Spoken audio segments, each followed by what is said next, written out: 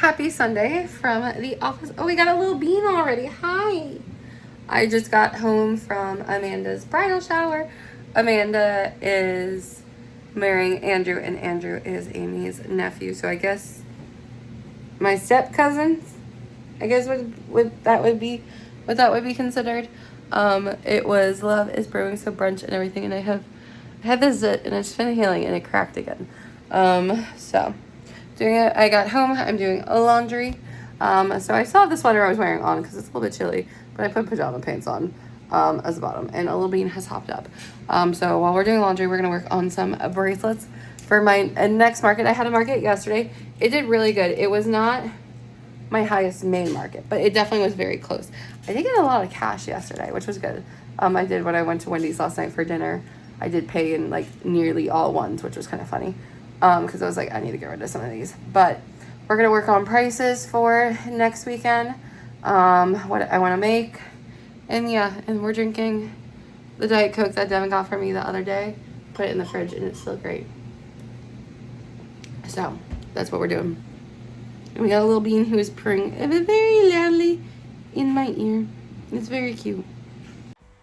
I gotta know, is there a color you associate with all of the Walt Disney World parks? Personally, for me, yes. I see Walt Disney World's Animal Kingdom as green.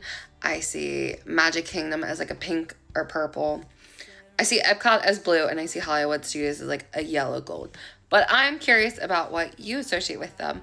Also, speaking of Disney and all things magical, this weekend, January 24th, is the Marketplace of Magic's The Life of a Park Girl. It is a Disney Swiftie event. So now, turning into it, what parks do you associate with which albums of Taylor Swift?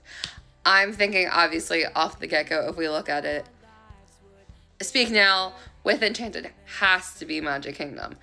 But what other albums do you associate with the parks? We're leaving that little blooper in because it's real over here. And I am working on bracelets for it. First off, I have it backwards. A 1971 park bracelet with light blue beads because it gives me 1989 vibes, doing a year with the light blue. And so if you are a Disney adult or you are a Swiftie, or if you're both, definitely come to the Marketplace of Magic on this Saturday, January 24th. And I will leave the poster now.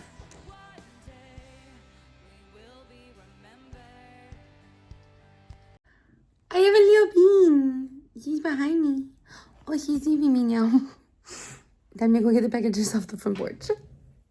I love this light. Also, I need to let this zit heal. Maybe I need to put a pimple patch on it. Maybe we'll do that. It is never too late to make or break a habit, and I'm choosing to make a habit. They say it takes 21 days on average to make or break a habit. My habit I'm going to make is doing a little gratitude video at the end of each day, saying one thing I'm grateful for, because I'm going to practice gratitude. I feel that is a great thing to do. It helps you recognize the positivity and the good things that have happened, because I feel online, social media, the regular news, there's a lot of negativity.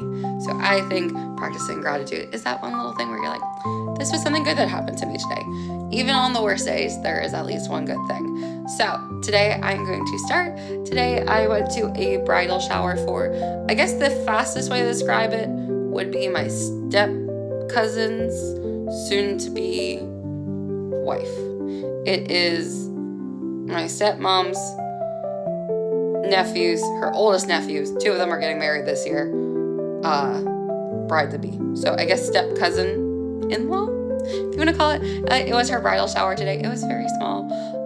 It was super cute, and I was just excited to be a part of it. And then it was fun to get to see everyone. And that's like, well, when I was leaving, everyone's like, see you in 41 days, because the wedding website counts down to how many days are left until their wedding. And it was just super fun. And that is my one good thing that happened today. Obviously, actually today was a great day. A lot of good things to happen.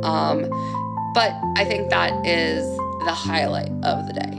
So, what is one thing you are grateful for today? Okay, I'm gonna make my favorite cozy lazy night meal right now. I call them beefy cheesy biscuits because literally all you need is a can of Pillsbury biscuits, the Lloyd's fully cooked seasoned shredded beef, and a cheese of your choice. So first, let's open this up.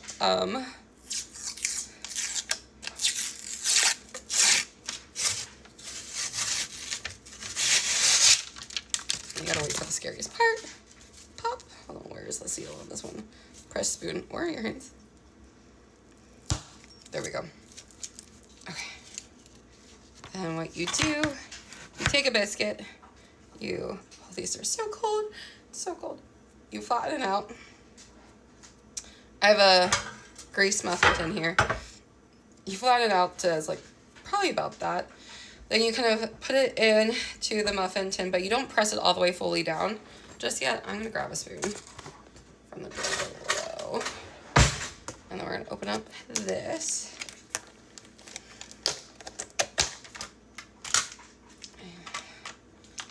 I'm shaking. It's definitely been way too long since I have last eaten. I need to find where I put my scissors. Okay.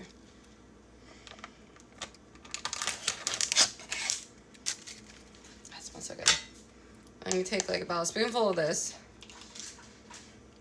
You pop it in the middle of the thing. There are other like pulled pork variations of this little tub. Any of them are fine. They all do the same thing. Then you smush the biscuit into the bottom. And then you take your sprinkle cheese, and put it on top. And then you repeat with every single biscuit. You follow the cooking instructions for the biscuits. I know most of the time they say like 15 minutes until golden brown. I've had it take as long as 20, but usually that is all it takes for beefy cheesy biscuits. And they are so good.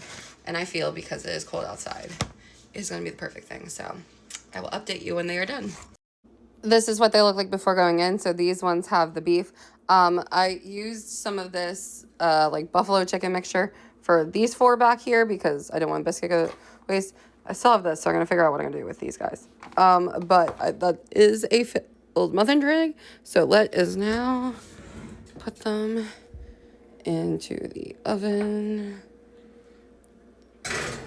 to cook. Oh, probably guess this one needs to go this way. And I'll see them in 15 minutes. Okay, I just pulled them out. They took about like 18 minutes this time around to get that nice golden brown on it. They look incredible. I'm going to let them cool, and then I will do a taste test on camera. Time for a taste test. So we have the regular one that I normally do, and then we have the buffalo chicken one, so I'm super excited. So we're going to go with our tried and true. Take a bite of her. Nice, perfect golden butter.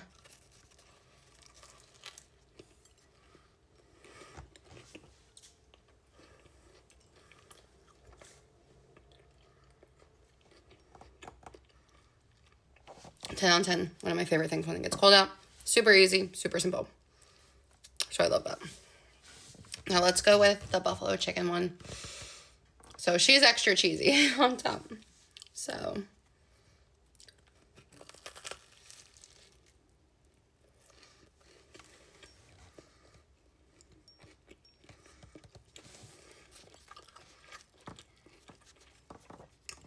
I think this was the one I was making when I was trying to run out of buffalo chicken dip. It doesn't have as much meat, but we're going to take a second bite of it to get a proper bite of the buffalo chicken in it.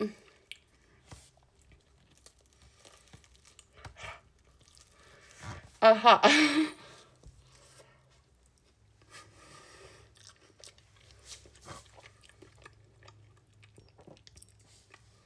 Ooh, that's good. I really like that one. Wow. Okay, they're both good.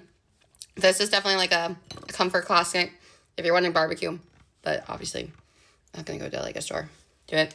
This would be a fun like game day snack, like a Super Bowl party. Would recommend. I find markets in Orlando, so you don't have to.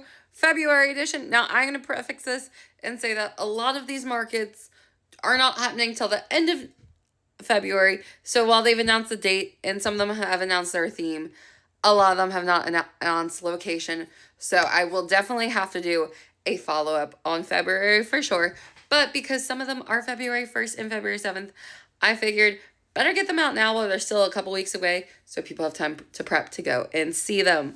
So starting off on February 1st, we have Creative Togethers through the Looking Glass Market.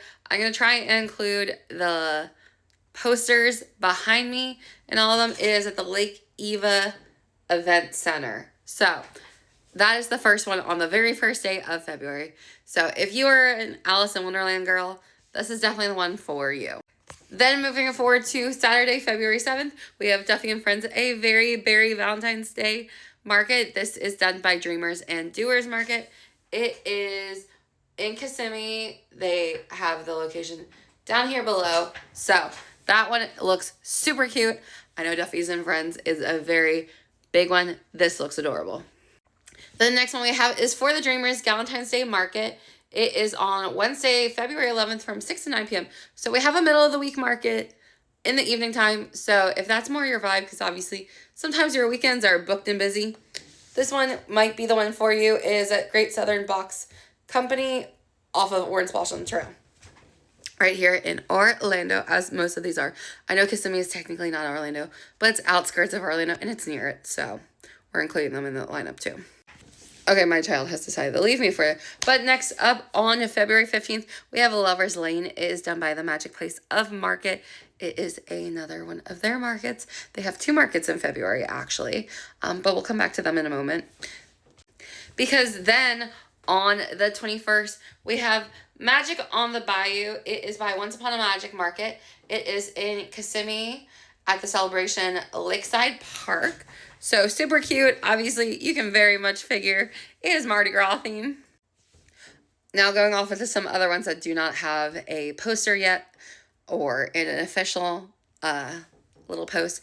We have Kingdom Creations also on the 21st. That is going to be at Lake Nona Adventure Park. They have not posted their lineup yet, but if you click in their bio and look at their vendor announcements applications, it does say for the February 21st. That's really the only thing that has been there. They just had theirs yesterday, so probably will update soon. Then on February 22nd, we do have Happiest Market. They've only posted their teaser trailer, but from it, you can tell it's going to be Moana themed. So I'm intrigued to see what the name for that market will be, but it looks very exciting. I was torn from when they posted like the graphics of all the months by colors and fonts. I was like, it's either going to be Brave or it's going to be Moana. But it is going to be Moana. And then rounding out the month on February 27th, we have a Princess Run market for Magic Place of Market. So it's another one of their Magic Miles market. But this one is for the Princess Run. That is currently all the markets that I have seen posted for February. I am sure there are some that will pop up maybe on the 8th or the 28th. Maybe even the 14th. I don't know if there's any Valentine's Day markets specifically. But if you already know some February markets here in Orlando, make sure to comment them down below. And I will do an update very, very soon. I am 3 days away from my first market of 2026. And I will say I have not prepared as much as I would like to for most markets. I have a couple pairs of earrings I've made. I have all of my inventory from last year. But I need to restock some things. My biggest thing is bracelets. I will say I have made a new style of a necklace so far. I will show you. Now this market I am doing with my best friend, her shop is Core Memory Designs. And it is at Kingdom Creations. They've made this necklace. I definitely want to use different string for the next necklace though. But I figured I'm going to make a little vlog of all the stuff I am making for the market, because the market I have this weekend and next weekend, dues were paid in 2025. All my materials I currently have were bought in 2025. So I'm curious to see with the stuff I have, what profit I can make, putting 2026 off on a good note for my small shop. So let's get to it.